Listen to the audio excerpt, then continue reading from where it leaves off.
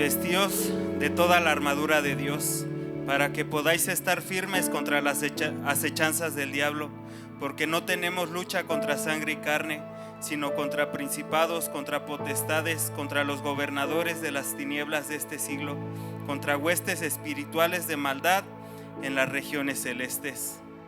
Dios de Abraham, Dios de Isaac y Dios de Jacob, te damos gracias por esta tarde, por este día, porque nos has permitido, Señor, despertarte con un propósito en nuestras vidas, con el propósito de venir a escucharte, recibir tu nombre, aceptarte como nuestro único Dios y Salvador.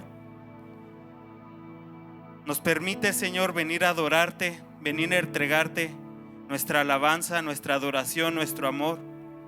Gracias por esta oportunidad de estar reunidos como hermanos para poner en práctica ese amor que tú has derramado en nuestros corazones. Permítenos estar bien, abre nuestros oídos, nuestros ojos espirituales, para que podamos entender tu palabra, atesorarla en nuestro corazón y llevarla a la práctica. Te lo pido en el nombre de Cristo Jesús. Bendito seas por siempre y para siempre. Amén.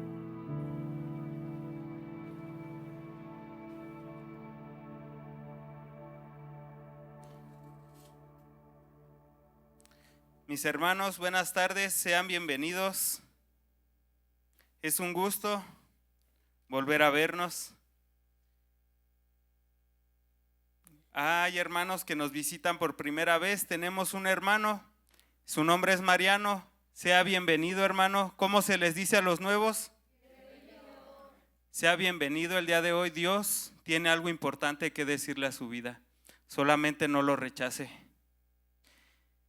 Y bien, el nombre de este mensaje es el Satán de los hijos de Dios. Para que nosotros podamos entender este mensaje, lo primero que debemos de tener claro es que todos somos pecadores. Y si alguno de los que estamos aquí presentes me puede decir que no peca, con gusto se puede levantar y dejar el lugar. Dice la Biblia en Primera de Juan capítulo 1 versículo 8, si decimos que no tenemos pecado, nos engañamos a nosotros mismos y la verdad no está en nosotros. Primera de Juan capítulo 1 versículo 10 dice, si decimos que hemos pecado, le hacemos a él mentiroso y su palabra no está en nosotros. Por lo tanto, debemos de tener claro todos que de alguna manera seguimos siendo pecadores. Pero ¿cuál es la sorpresa hoy en día? Pues que tanto a hombres como a mujeres no nos gusta que se nos hable del pecado.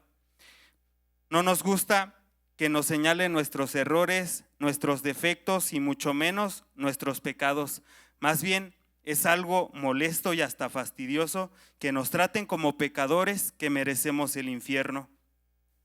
Mas sin embargo es algo que es muy evidente. Algunos de nosotros estamos llenos de lujuria, de violencia, de pereza, de maldad, de idolatría. Amamos más el dinero, el trabajo, a nosotros mismos, las comodidades.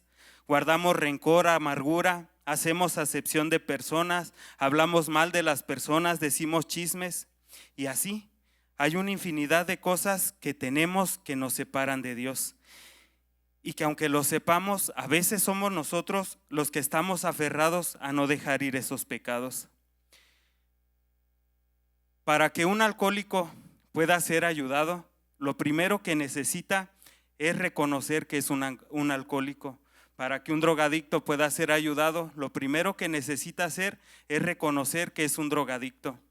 Y así nosotros, para que nosotros podamos ser perdonados, lo primero que necesitamos hacer es reconocer que hay algo que perdonar, que somos pecadores.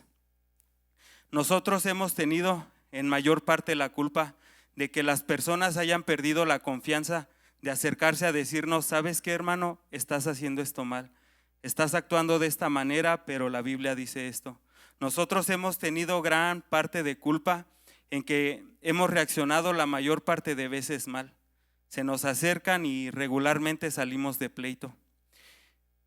Nosotros jugamos un papel muy importante, pero también los líderes, los pastores, los servidores, también juegan un papel importante en este sentido, porque hay muchos pastores que que hacen que se quedan callados. Vaya, a mí me ha tocado platicar con varias personas que han desertado de la fe cristiana y el concepto, el argumento que ellos tienen en común es que en las iglesias que les ha tocado estar, a las personas que no tienen recursos, que no aportan, se les trata de una manera muy diferente a como tratan a las personas pues que aportan, que tienen recursos. Dicen, por ejemplo, a nosotros, si cometemos un error en pleno culto, dice, no, pues nos tupen ahí mismo. Dice, pero más sin en cambio, si una de esas personas adineradas está haciendo algo indebido, aunque sea en pleno culto, el pastor como que trata de encubrirlo o de desviar la atención con tal de no decirle y no perder esa persona. Yo les digo, no, pues es que esos no son pastores, esos dejaron de ser pastores porque se les olvidó guiar al rebaño y más bien se convirtieron en granjeros, porque ahora ya nada más se preocupan de cuidar y proteger a la gallina de los huevos de oro. Lo malo de todo esto es que la gran mayoría o casi todo el mundo tenemos una idea equivocada del pecado. Todos decimos o estamos de acuerdo en que un drogadicto, un ratero, un asesino, un adúltero, un brujo, una bruja, una prostituta, un delincuente son pecadores de lo peor. Mas sin embargo decimos, pues yo no practico nada de eso, vivo una vida decente, normal, común y corriente. Además, soy una persona muy respetable y nunca he estado en peligro de que me maten, me levanten. Es más, ni caer en la borracha, en los separos, en la procu, mucho menos de que me lleven a juicio. Por lo tanto, piensan que no tiene nada que ver con eso del pecado. Pero vamos a ver qué es lo que dice la Biblia acerca del pecado. Y para empezar, vamos a ver cómo es que el pecado es algo que caracteriza al hombre. En Génesis capítulo 3 se nos narra la caída de Adán y Eva, nos narra la manera en la que la serpiente engaña a Eva para que desobedezcan a Dios, coman del fruto del árbol prohibido y de esa manera el pecado entre en el mundo. En Génesis capítulo 3 versículo 7 dice que después de comer el fruto prohibido, Adán y Eva se dan cuenta de su desnudez y sienten vergüenza.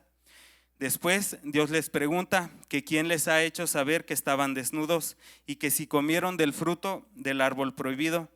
Adán culpa a Eva y a continuación viene la gran herencia que nos dejaron al mundo entero, la maldición del pecado.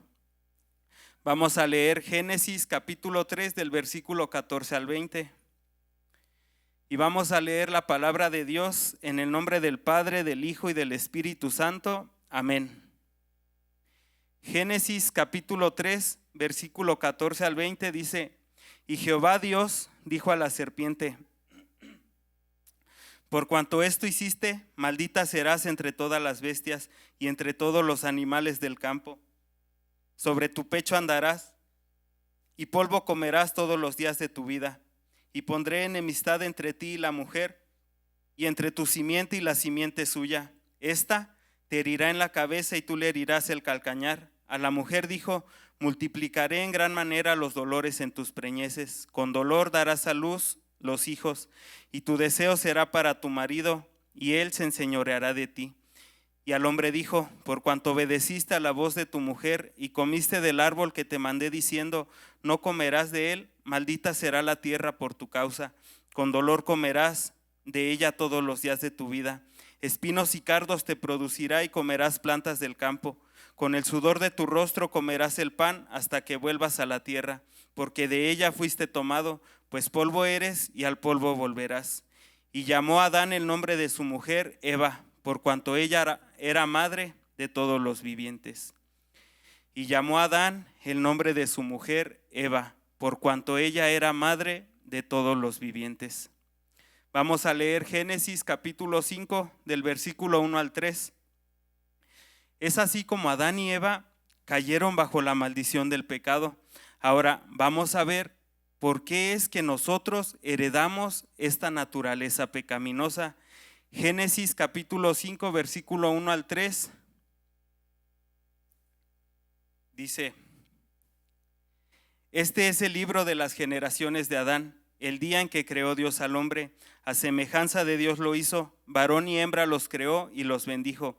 y llamó el nombre de ellos Adán, el día en que fueron creados. Y vivió Adán 130 años y engendró un hijo a su semejanza, conforme a su imagen, y llamó su nombre Set. Versículo 3 dice que Adán engendró un hijo a su semejanza, conforme a su imagen. ¿Y cuál es esa imagen y semejanza? Lo acabamos de ver, la de un pecador caído. Por lo tanto, nosotros heredamos esa naturaleza pecaminosa de nuestro padre Adán, pues todos descendemos de él. Y es así como tenemos claro que somos pecadores, que nacemos bajo pecado. Vamos a leer Primera de Juan, capítulo 3, versículo 4. Ahora bien, vamos a ver qué es el pecado o a qué se refiere la Biblia cuando nos habla del pecado. Primera de Juan capítulo 3 versículo 4 dice: todo aquel que comete pecado infringe también la ley, pues el pecado es infracción de la ley. El pecado es la infracción de la ley de Dios, la transgresión de la ley de Dios. Por lo tanto, el que peca viola la ley de Dios, porque todo pecado va en contra de la ley de Dios. Y esto no es difícil de entender, es muy fácil de entender. La ley de Dios dice: no matarás. Cuando tú infringes la ley, cuando la transgredes, cuando tú violas esa ley, es cuando vas y matas a alguien. La ley de Dios dice: no robarás. Cuando tú rompes la ley, cuando tú la violas, cuando tú pecas, es cuando vas y le robas a alguien. Hasta aquí todos estamos bien, todos lo comprendemos. Pero ¿qué pasa en el momento en el que la ley de Dios dice: no codiciarás a la mujer de tu prójimo? Ojo, esto aplica tanto para hombres como para mujeres, porque tanto los hombres pueden desear a las mujeres como las mujeres a los hombres. La ley de Dios dice: no codiciarás a la mujer de tu prójimo. Y es ahí donde muchos nos encontramos con una cruda realidad, que somos pecadores. Porque cuando tú violas la ley, cuando tú rompes, cuando tú pecas la ley de Dios o la transgredes, es cuando deseas a la mujer de tu prójimo. La ley de Dios dice: no mentirás. Cuando tú la transgredes, cuando tú la violas, cuando tú la rompes, es cuando te avientas una mentirilla blanca, como dicen por ahí. Cuando te quedas callado a pesar de saber la verdad. Cuando dices una verdad a medias, estás rompiendo la ley de Dios, la estás violando, la estás transgrediendo. Entonces no es difícil de entender. A veces somos nosotros los que nos negamos a ver lo que estamos haciendo. En esta ocasión, en los versículos que vamos a estar citando, no vamos a ver detalladamente su contexto en el que están escritos o su historia y trasfondo. Los vamos a citar más que nada para aprender el significado de las palabras hebreas que se usan para pecado. En el Antiguo Testamento encontramos varias palabras diferentes en hebreo para referirse al pecado. Enseguida te voy a presentar algunas de las más comunes. Número 1, encontramos la palabra kiatá, que suele ser la más común y se utiliza para el pecado en general. Aparece esta palabra por primera vez en Génesis capítulo 4 versículo 7 y vamos a ir ahí. Esto sucede cuando Caín y Abel deciden llevar una ofrenda a Dios. Jehová ve la ofrenda de Abel con agrado, mientras que a Caín y su ofrenda Jehová no las ve con agrado. Entonces Caín se ensaña contra Abel y decae su semblante. Jehová lo nota y le pregunta: ¿por qué ha decaído su semblante? Génesis capítulo 4 versículo 7 dice: si bien hicieres, no serás enaltecido, y si no hicieres bien, el pecado está a la puerta. Con todo esto, a ti será su deseo y tú te enseñorearás de él. En este versículo vemos cómo se le advierte a Caín que el pecado, kiatá, está a la puerta. Y el significado de kiatá es ofensa, pecaminosidad habitual y la pena que conlleva. También concretamente quiere decir ofensor, culpa, pecado, pecador, pecar, pena. La raíz de esta palabra es hatat y el matiz bíblico de este vocablo es pecado, errar en el camino o no dar en el blanco. También se usa para indicar una ofensa en contra del prójimo. Vamos a leer Números capítulo 14 versículo 18. Número 2, encontramos la palabra abón, que se enfoca en la iniquidad y en la maldad. Esta palabra la podemos encontrar en dos de sus aplicaciones en Números capítulo 14, versículo 18. Dice: Jehová, tardo para la ira y grande en misericordia, que perdona la iniquidad y la rebelión, aunque de ningún modo tendrá por inocente al culpable, que visita la maldad de los padres sobre los hijos hasta los terceros y hasta los cuartos. La palabra abón significa perversidad, mal moral, castigar o castigo de iniquidad, falta, iniquidad, mal, maldad, malo, delito y pecado. El Señor es lento para enojarse y está lleno de amor inagotable y perdona toda clase de iniquidad, o sea, pecado, abón y rebelión, pero no absuelve al culpable. Él extiende la maldad, o sea, los pecados, abón de los padres sobre sus hijos. Toda la familia se ve afectada, hasta los hijos de la tercera y cuarta generación. Vamos a leer Éxodo capítulo 23, versículo 21. Número 3, encontramos la palabra pesha, que se refiere a la transgresión, rebelión y desobediencia a Dios. Encontramos esta palabra en Éxodo capítulo 23, versículo 21. Dice: guárdate delante de él y oye su voz, no le seas rebelde, porque él no perdonará vuestra rebelión, porque mi nombre está en él. Rebelión, hebreo, pesha, que significa revuelta, ya sea nacional, moral o religiosa, defecto, falta, fraude, infracción, iniquidad, maldad, ofensa, pecado, pecar, prevaricación, rebelión, traición, transgresión. Por lo tanto, dice aquí, préstale mucha atención y obedece sus instrucciones, no te rebeles, pesha, contra él, porque es mi representante y no perdonará tu rebelión. Pesha otra vez. Vamos a leer Deuteronomio capítulo 32, versículo 5. Número 4, en hebreo, para referirse al pecado, encontramos también la palabra shakiat, que se enfoca en el error o el desvío del camino correcto, en la idea de dañar o pervertir a alguien. En algunos contextos también implica la idea de dañar o corromper moralmente, espiritualmente y físicamente. Lo podemos ver en Deuteronomio capítulo 32, versículo 5. Dice: la corrupción no es suya, de sus hijos es la mancha, generación torcida y perversa. Dice aquí que los hijos de Israel se han corrompido, hebreo, shakiat, lo que implica que se han desviado de la senda correcta y han caído en la maldad. O sea, que ellos se comportaron de manera corrupta o pecaron contra él. Cuando actúan ellos con tanta perversión, pregunta el Espíritu Santo, ¿son realmente sus hijos? Y termina haciéndonos caer en la cruda realidad. Dice, son una generación engañosa y torcida. Aprovechando este versículo, ¿qué tal hoy en día? ¿La maldad y la perversidad ya han desaparecido del mundo y de nuestras vidas? Pues claro que no. Y cuando actuamos igual que el pueblo de Israel, ¿qué es lo que pasa? ¿Seremos realmente hijos de Dios o somos unos mentirosos, farsantes y retorcidos? Vamos a leer Génesis capítulo 6, versículo 12. La palabra corrupción es hebreo shakiat, que significa arruinar. Significa también corromper, corrupción, dañar, demoler, depravado, derribar, deshacer, despreciar, destruir, devastar, echar, enloquecer, estropear, heridor, matar, merodeador, perder, pudrir, quebrantar, verter, violar. Génesis capítulo 6, versículo 12 dice: y miró Dios la tierra, y he aquí que estaba corrompida, porque toda carne había corrompido su camino sobre la tierra.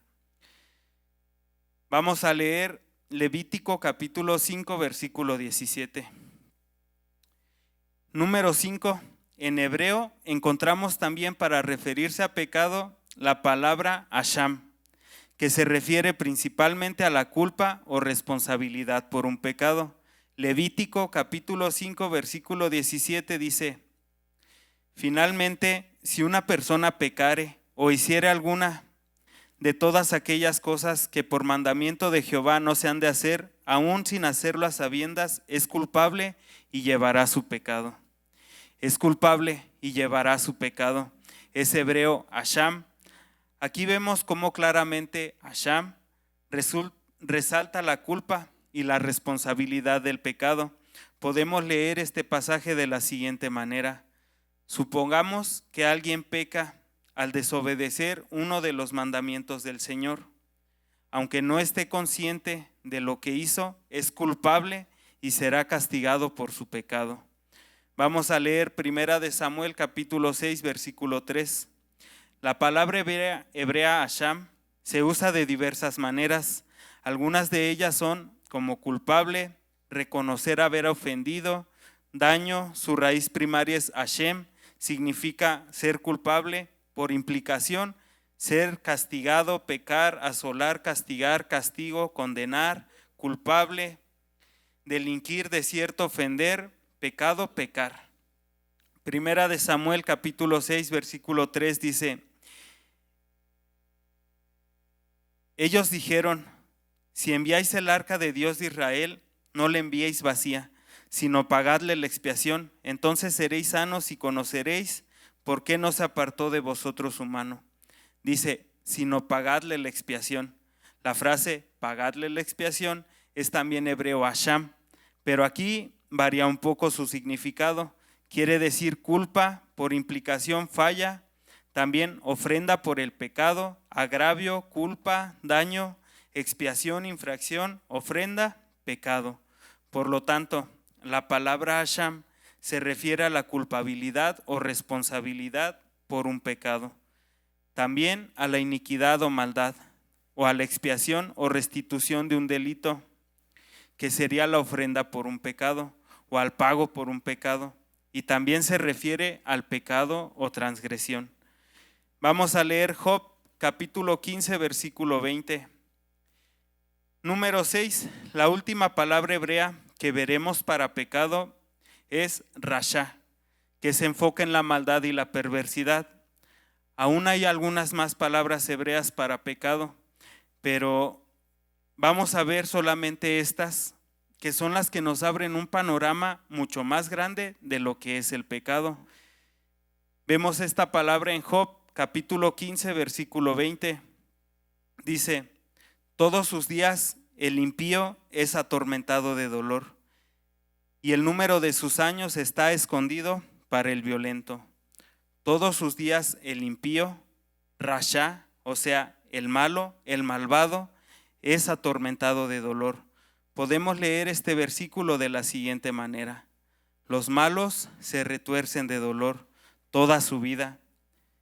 Para los despiadados están reservados años de desgracia. Vamos a leer Proverbios capítulo 10 versículo 7. Y aprovechando este versículo, me gustaría que notaras que la idea que teníamos, digo teníamos porque yo la tenía, de ser el chico malo o el malvado, no es muy inteligente que digamos, ni tiene mucho de qué gloriarse aquel que es malvado, pues la palabra es clara y lo único que nos espera al ser malvados no es poder, sino dolor, falta de piedad y desgracia. Vemos en Proverbios capítulo 10 versículo 7, dice: la memoria del justo será bendita, mas el nombre de los impíos se pudrirá.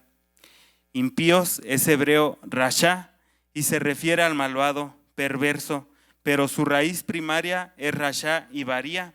Se refiere a estar o a declarar estar equivocado. Podemos leer este versículo de la siguiente manera: tenemos buenos recuerdos de los justos, pero el nombre del perverso se pudre. Rasha, de una manera concreta de una persona, se refiere a estar moralmente mal, una persona activamente mala, condenada a muerte, condenar, culpable, delincuente, inicuo, malo, malvado, pecador, perverso.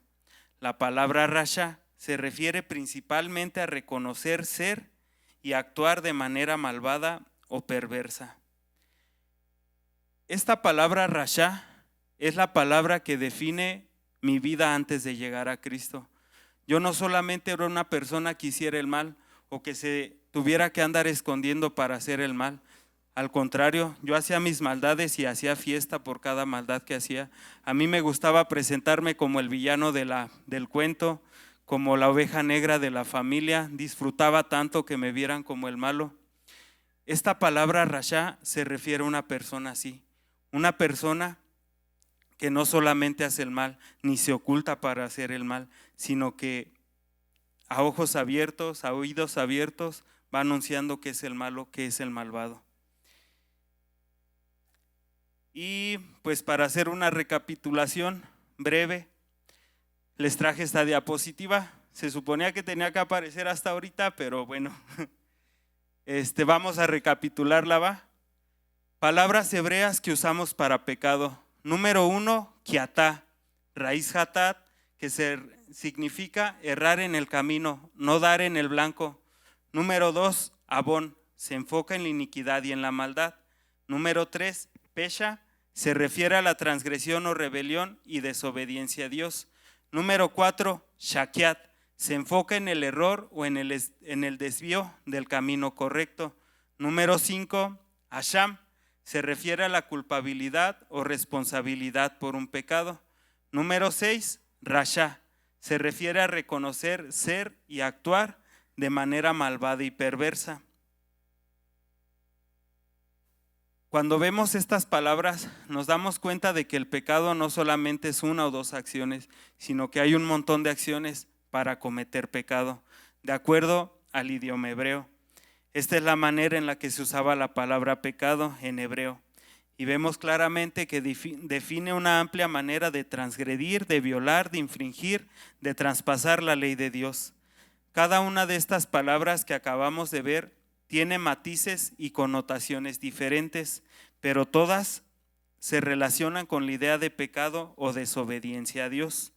Es importante destacar que en el Antiguo Testamento el concepto de pecado es complejo y multifacético, o sea, que es múltiple, variado y ofrece fases diferentes. Y estas palabras se utilizan en diferentes contextos para describir la relación entre Dios y el ser humano. Hasta aquí, mi pregunta es, ¿de qué manera te relacionas tú con Dios? Vamos a leer Romanos capítulo 3, versículo 23. Ahora bien,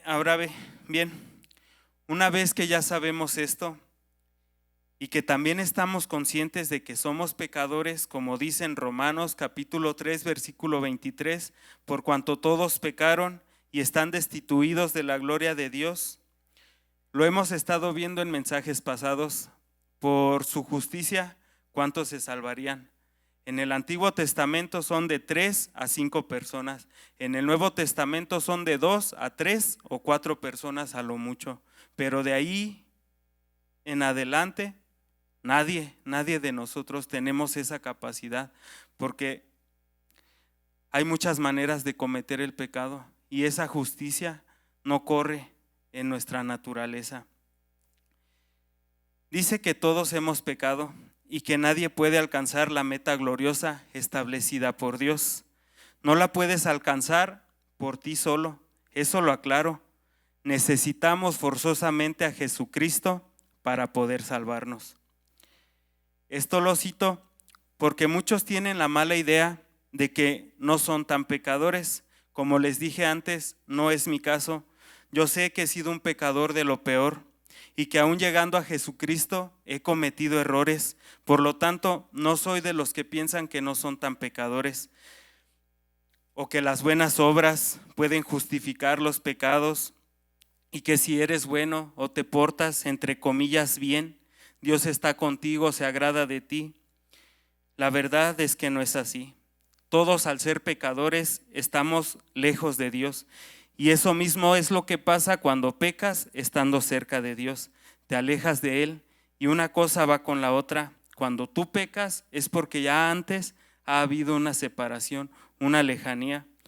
Muchos queremos venir con el cuento de, pastor, hice esto, fíjese que cometí este pecado, hice esto, pero fue un tropiezo. Yo he estado bien en mi lectura, yo estoy en mi oración.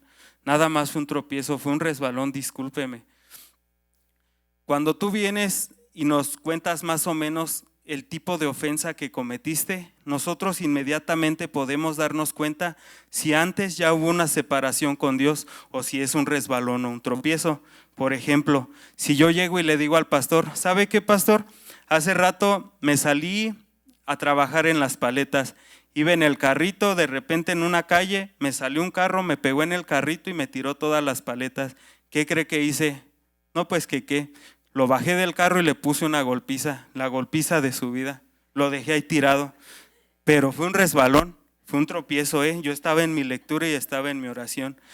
Inmediatamente el pastor en esta situación se da cuenta de que no es verdad, de que ya antes había dejado de leer, había dejado de orar, porque cuando tú pasas el tiempo debido y adecuadamente con Dios, no reaccionas de esa manera. Es más, el carro me hubiera podido haber pegado a mí mismo y yo creo que me levanto y hasta le regalo una paleta para que no haya problemas. Entonces es ahí donde nosotros podemos darnos cuenta cuando el pecado solamente es un fruto de esa separación o esa lejanía con Dios. Ahora vamos a ver en griego las palabras que son usadas para referirse al pecado. Y al igual que las citas del Antiguo Testamento que acabamos de ver, no vamos a profundizar el contexto y trasfondo de cada cita que hagamos, sino que vamos a estar citando los versículos para aprender sobre el significado de las palabras griegas que se usan para pecado. Realmente no han variado mucho a las que se usaban en hebreo, pero el tiempo que Jesucristo estuvo enseñando nos dejó una claridad mucho más amplia de lo que es el pecado, porque nos enseña que el pecado comienza desde el corazón y ya el pecado que cometes ya solamente es un fruto de ese corazón malvado o ese pensamiento pecaminoso. Vamos a leer Efesios capítulo 2, versículo 1. Número 1, la primera palabra que encontramos en griego para referirse al pecado es la palabra hamartía, que es la palabra más común para referirse al pecado en general. Se enfoca en la idea de errar el blanco o fallar en la relación con Dios. Esta palabra la podemos ver en Efesios capítulo 2, versículo 1, dice: y Él os dio vida a vosotros cuando estabais muertos en vuestros delitos y pecados. La palabra pecados es griego hamartía, que significa pecar, pecado, pecaminoso, pecar. Literalmente hamartía se refiere a errar el blanco, aunque este significado etimológico en el Nuevo Testamento se pierde de vista en gran medida. Es el término más amplio para describir errores morales, se refiere a la corrupción de los valores éticos, es el concepto que abarca todos los tipos de maldad, describe la violación de los principios morales y es el término que engloba todos los actos inmorales. Esta palabra hamartía la vamos a encontrar muchas veces en el Nuevo Testamento y varía según las situaciones y las formas en las que está dicho. Hamartía proviene del griego hamartano y su significado nos abre un panorama más amplio y más claro. Hamartano significa propiamente errar el blanco y así no participar del premio. Esta palabra indica el pecado sin modificaciones, o sea, el pecado que siempre está ahí. Indica también en qué consiste el pecado, indica la manera de pecar, en ocasiones indica la persona contra la que se peca, también se usa para indicar el resultado del pecado. Por lo tanto, de acuerdo a la palabra hamartía, pecado es fallar en ser lo que nos habría sido posible y teníamos capacidad para llegar a ser. Y esa es precisamente la situación en que nos encontramos muchos de nosotros. Somos tan buenos maridos y esposas como podríamos ser. Somos tan buenos hijos o hijas como podríamos ser. Somos tan buenos hermanos y hermanas como podríamos ser. ¿Somos tan buenos trabajadores y buenos servidores como podríamos ser? ¿Hay alguien que pretenda hacer todo lo que hubiera podido ser o haber hecho todo lo que hubiera podido hacer?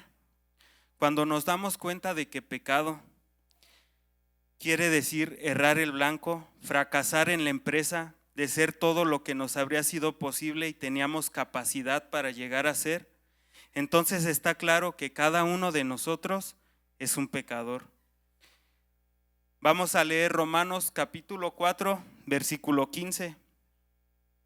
Número 2, la segunda palabra griega para pecado es parábasis, que se refiere a la transgresión o violación de la ley. Podemos encontrar esta palabra en Romanos capítulo 4, versículo 15. Dice, pues la ley produce ira, pero donde no hay ley, tampoco hay transgresión. Transgresión es griego parábasis, que significa violación, infracción, transgresión. En algunas ocasiones esta palabra también se usa como rebelión. Proviene de parabaíno, que es una palabra compuesta. Para es a través y baíno es oír. O sea, que significa literalmente traspasar, atravesar la ley de Dios. Describe la acción de cruzar límites o violar las normas establecidas por Dios. ¿Me puedes poner la diapositiva, por favor?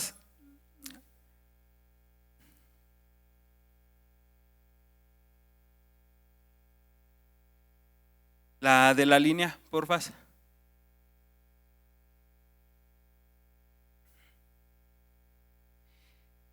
Aquí tenemos una línea que divide dos partes. De un lado está el bien, del otro lado está el mal. Del lado del bien tenemos la honestidad, del lado del mal tenemos la deshonestidad. ¿Tú estás parado en el lado de la honestidad? Si tu respuesta es sí, la siguiente pregunta es, ¿siempre te has mantenido ahí? ¿O en alguna ocasión has atravesado la línea hacia la deshonestidad? ¿Nunca en tu vida has tenido algún detalle deshonesto? ¿En alguna ocasión te han dado cambio de más y siempre lo has regresado? ¿Nunca copiaste en un examen? ¿Siempre has sido honesto en tu trabajo? ¿Nunca te quedaste el cambio del mandado? Si tu respuesta es, nunca he sido deshonesto, excelente. Ahora, en un lado está la verdad, en el lado del bien. Del otro lado tenemos la mentira o la falsedad. Si estás al lado de la verdad, ¿nunca has atravesado la línea hacia la falsedad o la mentira? ¿Nunca has mentido deliberadamente? ¿Nunca has dicho una mentirilla blanca, como suelen decir? ¿Nunca has dicho una verdad a medias? ¿Nunca has evadido, distorsionado la verdad con tus palabras, tu actitud, tu inhibición o tu silencio? Si tu respuesta es, nunca he mentido, excelente. Ahora, en un lado, en el lado del bien, tenemos la amabilidad y la cortesía. Y del otro lado está el egoísmo y la aspereza.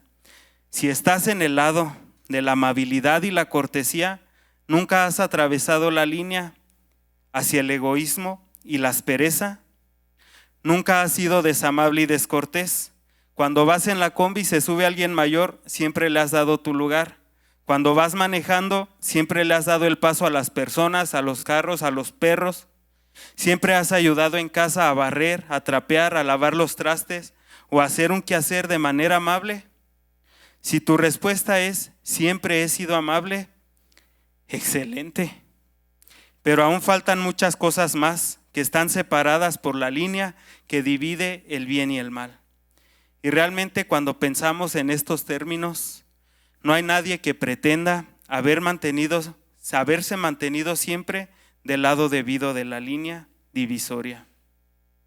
Vamos a leer Romanos capítulo 5, versículo 15. Número 3, encontramos también para pecado la palabra paráptoma, que se refiere al error o desliz. Podemos ver esta palabra en Romanos capítulo 5, versículo 15. Dice, pero el don no fue como la transgresión, porque si por la transgresión de aquel uno murieron los muchos, abundaron mucho más para los muchos la gracia y el don de Dios por la gracia de un hombre, Jesucristo. La palabra transgresión es griego paráptoma, que significa desliz, o sea, desviación. Implica un error intencional, transgresión voluntaria, ofensa, pecado, transgresión, falta, defección, delito. Paráptoma proviene de parapipto, que es una palabra compuesta. Para quiere decir al lado y pipto, caer, que significa caer al lado. Apostatar, recaer, no es caer en el propio camino, sino caer fuera del camino. Por lo tanto, paráptoma es un paso que se da en falso, un error, un yerro. Paráptoma es deslizarse al otro lado. Y un ejemplo muy gráfico lo vemos en las caricaturas, cuando un personaje se pone sobre el hielo y se comienza a deslizar o resbalar. Hace ratito platicaba con el pastor y me comentaba que hay partes donde se hace mucho moho, donde se hace mucha lama y comienza a llover y tú pasas y te vas como, pues te resbalas muy feo. Eso es paráptoma. Es lo que pasa con alguien que está en un suelo resbaladizo o lleno de jabón. Vaya, no es tan deliberado como parábasis, que es la acción de atravesar la línea que separa el bien y el mal. Pero sin duda alguna es algo que todos hemos experimentado. Este pecado se comete cuando dices algo malo, algo hiriente, algo lastimoso, algo imprudente y te das cuenta y luego dices, chin, se me escapó. Lo mejor sería arrepentirte y pedir perdón en ese mismo momento, pero este pecado te apresa cuando en lugar de remediarlo dices, pues ya ni modo, ya lo dije y no lo cambias, una y otra vez lo vuelves a hacer igual. Una y otra vez hay algo que nos hace perder el equilibrio, un impulso, una pasión que se apodera de nosotros momentáneamente, haciéndonos perder el control cuando eres muy arrebatado, cuando te hacen enojar y luego te sueltas diciendo un montón de cosas, cuando te seduce la carne, cuando estás jugándole al vivo en una fiesta de incrédulos y de repente ya en ambiente te tomas tus cubas o tus cervezas y ¿sabe dónde terminas? Los mejores de nosotros podemos deslizarnos de esta manera cuando el pecado nos sorprende con la guardia baja. Por eso es tan importante que estés siempre en lo que tienes que estar, no bajar la guardia y estar y mantenerte siempre atento, porque el diablo y el pecado están siempre acechando como león rugiente, buscando a quien devorar. Lee tu Biblia, haz oración diariamente, sirve en la obra y no te des ningún momento de libertad o un break, como dicen por ahí, porque de ese break puede que no regreses nunca. Y si regresas va a ser en mal estado. Aprovecha tu tiempo y pásalo con Dios. Vamos a leer Mateo capítulo 7, versículo 23. Número 4, anomía, es otra de las palabras griegas que se usan para pecado y se refiere generalmente a la falta de ley o desobediencia a la ley de Dios. Esta palabra la podemos encontrar en Mateo capítulo 7, versículo 23. Dice, y entonces les declararé, nunca os conocí, apartaos de mí, hacedores de maldad. La palabra maldad es griego anomía, que significa ilegalidad, violación de la ley, maldad, impiedad, infracción, infringir la ley, iniquidad, maldad, transgresión. Esta palabra está íntimamente relacionada con la palabra anomos, que significa sin ley, no sujeto a la ley judía, por implicación un gentil. En este caso sería no sujeto a la ley de Dios, por implicación un incrédulo. Impío, malo, transgresor de la ley, inicuo. Se refiere a uno que rechaza la ley de Dios en rebelión. Se usa de actos inicuos desde el pensamiento, donde el pensamiento no es solo el de cometer aquello que es ilegítimo, sino de rebelión abierta contra la voluntad conocida de Dios. Se traduce por maldad. Anomía no es meramente infracción de la ley, sino su rechazo indiscutible o incuestionable en rebeldía, actuar y vivir al margen de ella y preferir la entronización de la propia voluntad. Este es el pecado que regularmente cometen los satánicos. El primero de todos los instintos humanos es el de hacer lo que nos gusta, la búsqueda de comodidad y placer, y por lo tanto llegan a la vida de cualquier persona momentos cuando vas a saber lo que tienes que hacer, lo que Dios dice, y aún así vas a hacer lo contrario, o lo vas a hacer o lo vas a desear hacer deliberadamente. Cuando yo tenía poco tiempo de haber llegado, más o menos la mitad del camino que llevo recorrido en Cristo, tenía estos deseos a flor de piel, e incluso le decía a Dios: ¿por qué no mejor me pones en un lugar donde no existan tus mandamientos, donde el pecado no sea pecado? ¿Por qué no me pones en un lugar donde pueda golpear, agredir, ofender y drogarme y esté rodeado de golpeadores, de ofensas y agresiones? Pero era cuando este impulso entraba en mí. Después de que se iba ese impulso, recapacitaba y me daba cuenta de que lo que estaba pidiendo era el mismísimo infierno. Y ya nada más le decía todo triste y apenado: pues perdóname, Señor, ya ves que la droga no hace caricias, y me quedé medio tontito. Y a chillar. Al menos nunca he vuelto a golpear, no me he vuelto a drogar. Con tristeza te lo digo, he ofendido y agredido verbalmente, y se siente horrible ese sentimiento que aparece en ti cuando consciente quebrantas la ley de Dios. Aunque hay algunos que puedan decir que no han quebrantado nunca los 10 mandamientos, no hay nadie que pueda decir que no ha querido quebrantar alguno de ellos. Vamos a leer Mateo capítulo 6, versículo 12. Número 5, la última palabra griega que veremos para pecado es ofeílema, que se refiere a la deuda o culpa del pecado. Aún existen más palabras griegas para referirse a pecado, pero en este mensaje solamente abarcaremos estas 5. Podemos encontrar esta palabra en Mateo capítulo 6, versículo 12. Dice: y perdónanos nuestras deudas, como también nosotros perdonamos a nuestros deudores. La palabra deuda es ofeílema, que quiere decir algo que se debe, deuda, moralmente, falta, deuda, deudor. Quiere decir faltar al pago de lo que se debe, dejar de hacer lo que es debido. Te aseguro que no existe nadie que pueda decir que ha cumplido plenamente su deber para con Dios y sus semejantes. No nos vayamos tan lejos. Aquí en la iglesia, ¿cumples tu deber? ¿Nunca has faltado al culto? ¿Siempre llegas a hacer tu servicio? Cuando te toca orar, entras en tiempo y forma. ¿Nunca te has quedado dormido orando? ¿Compartes los mensajes de la iglesia? Eso es triste. Son pocos los que comparten los mensajes de la iglesia. Si ni siquiera los comentan o los reaccionan, ya mero los van a compartir. Tienes que checar bien cómo está tu relación con Dios y tu corazón. Algunos no los comparten porque les da pena que sepan que son cristianos. Otros piensan que le están haciendo un favor al predicador. ¿Y cómo le voy a hacer un favor a ese si me cae bien gordo? Tienes que tener claro que participar en las actividades de la iglesia no es un servicio para el predicador ni un favor que le haces. Es un servicio que haces para Dios y para las personas que aún no han escuchado el evangelio. Cuando te niegas a dar lo que se debe, estás pecando y dejando expuesta la amargura y la contaminación que hay en tu corazón. Estás quedando corto, estás quedando a deber, estás queriendo darle a Dios tus migajas, y Dios quiere todo o nada.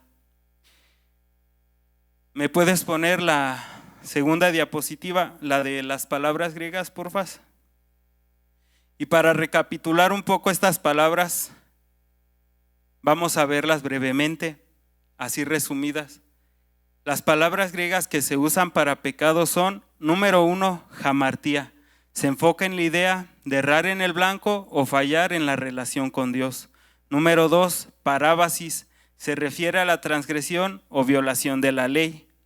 Proviene de parabaino, que es una palabra compuesta para, a través, vaino, ir, que significa literalmente traspasar la ley de Dios.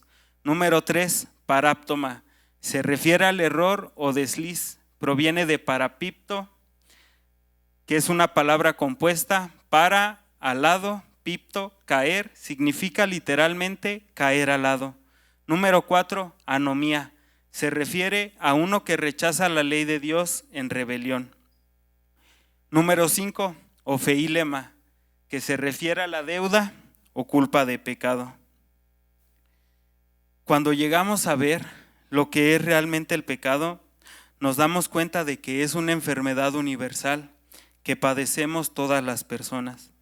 Ahora bien, aquí viene el porqué del nombre de este mensaje: el Satán de los hijos de Dios. La Biblia nunca pone en duda la existencia de un poder del mal en el mundo. La Biblia no es un libro que se ponga a suponer o a opinar sin estar seguro, sino que es un libro veraz. La Biblia no se pone a discutir el origen de ese poder del mal, pero sabe bien que está ahí. En la oración del Padre Nuestro encontramos la frase líbranos del mal, pero traducida no es meramente líbranos del mal, sino líbranos del maligno. La Biblia no considera el mal como algo que sea solamente imaginario o como una fuerza, un poder, una energía o una influencia que actúa sin tener una personalidad, conciencia o intención propia, sino como un poder activo y personal en oposición a Dios. Vamos a leer 1 Samuel, capítulo 29, versículo 4. En la Biblia, la idea de Satanás y su desarrollo es muy interesante. En hebreo, la palabra Satán quiere decir simplemente un adversario. Se usa muy a menudo para referirse a personas o seres humanos, o sea, que el adversario de una persona es su Satán. 1 Samuel capítulo 29 versículo 4 dice: entonces los príncipes de los filisteos se enojaron contra él y le dijeron: despide a este hombre para que se vuelva al lugar que le señalaste y no venga con nosotros a la batalla, no sea que en la batalla se nos vuelva enemigo, porque ¿con qué cosa volvería mejor a la gracia de su Señor que con las cabezas de estos hombres? Vamos a leer 1 de Reyes capítulo 5 versículo 4. En este versículo los filisteos tenían miedo de que David se volviera su Satán, su enemigo. 1 de Reyes capítulo 5 versículo 4 dice: ahora Jehová mi Dios me ha dado paz por todas partes, pues ni hay adversarios ni mal que temer. Salomón declara que Dios le ha dado tanta paz y prosperidad que no queda ningún Satán que se le oponga, ningún adversario que se le oponga. En estos casos, Satán quiere decir un adversario o un enemigo. Hasta aquí creo que ya sabemos más o menos hacia dónde nos dirigimos. Pero después la palabra Satán pasa a significar uno que presenta acusaciones en un juicio contra otro. Vamos a leer Job capítulo 1 versículo 5. Los judíos tenían la idea de que en el cielo había un ángel que estaba encargado de establecer el juicio contra una persona, una especie de ángel fiscal, y esa llegó a ser la visión de Satán. Pero hasta este momento Satán no es un poder malvado. Job capítulo 1 versículo 5 dice: un día vinieron a presentarse delante de Jehová los hijos de Dios, entre los cuales vino también Satanás. En este versículo Satán se menciona entre los hijos de Dios, pero en esta etapa Satán solamente es ese ángel fiscal encargado de establecer juicio contra las personas, pero no hay mucha distancia entre presentar el caso contra una persona y planear o conspirar, inventar un caso contra una persona. Y este es el siguiente paso. El otro nombre de Satán o Satanás es el diablo. Y diablo viene de la palabra griega diabolos, que es la palabra más corriente para un calumniador. ¿Me puedes ayudar con el piano, porfas?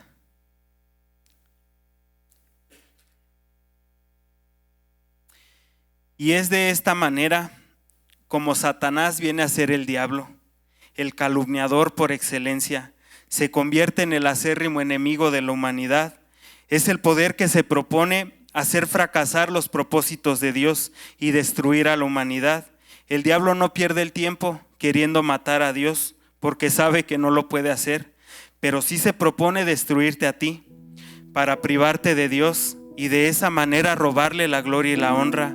Cuando yo serví a Satanás, la tarea que me encomendó no fue prenderle fuego a las iglesias.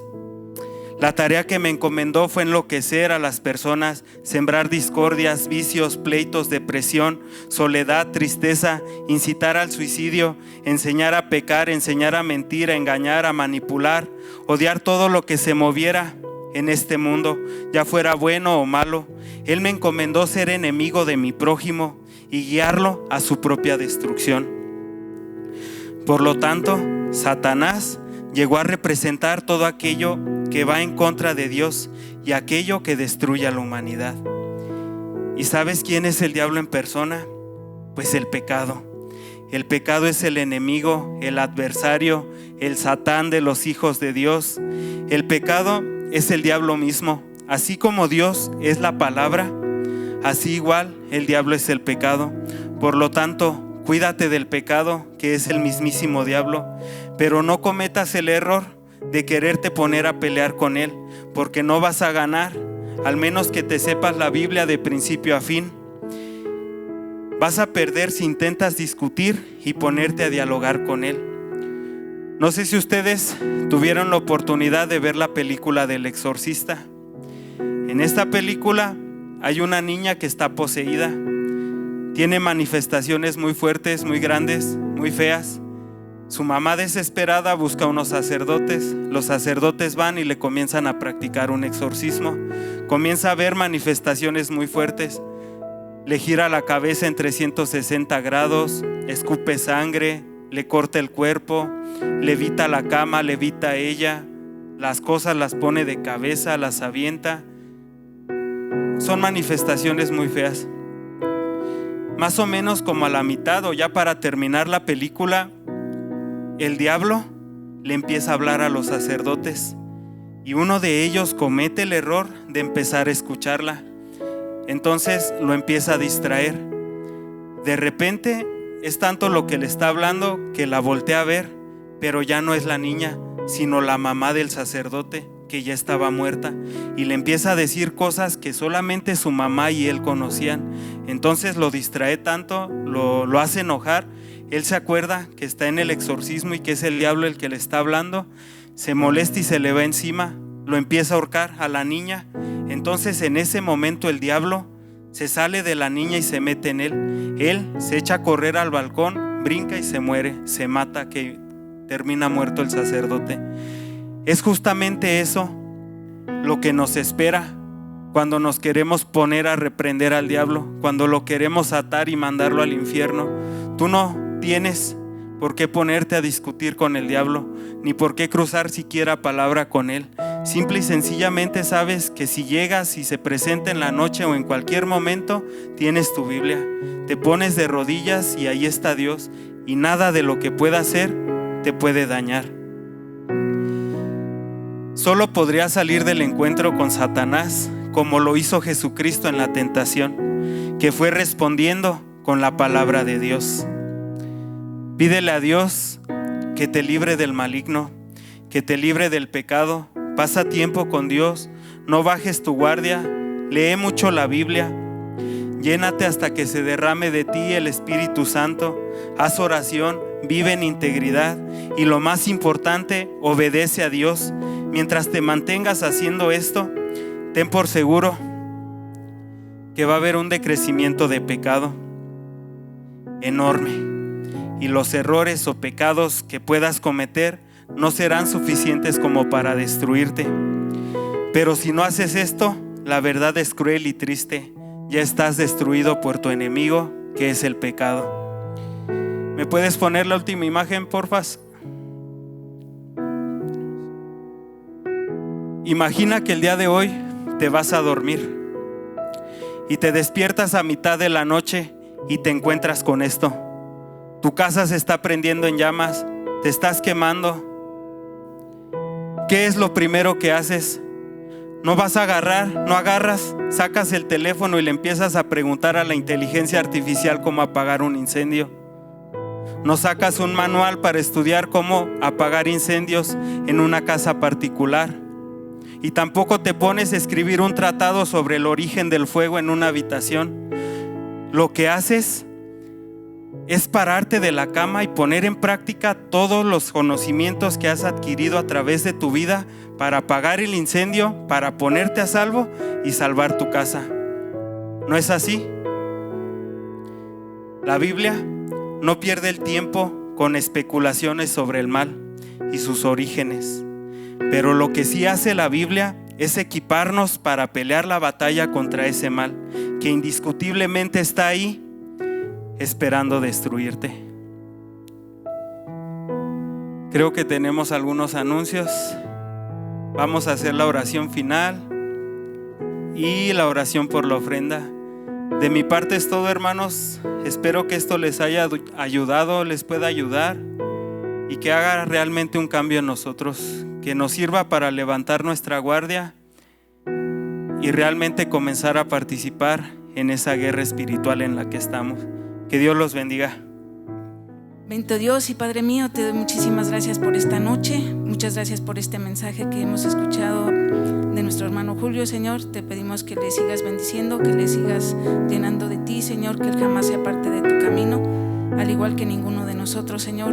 Permítenos crecer para servirte, para ser verdaderamente hijos tuyos, Señor, como tú quieres que caminemos, Padre.